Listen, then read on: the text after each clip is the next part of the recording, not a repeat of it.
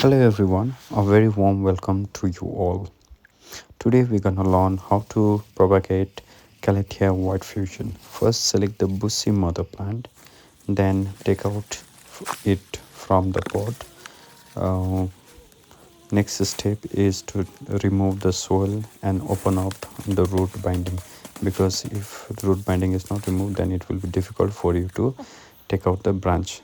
So select each mature plant with roots and separate them with each other. Now the separated branch needs to be potted into 8 into 8 inch pot with 90% leaf compost and 10% perlite. That's a very short video for all of you in order to know how to propagate Calathea White Fusion. Have a great day everyone.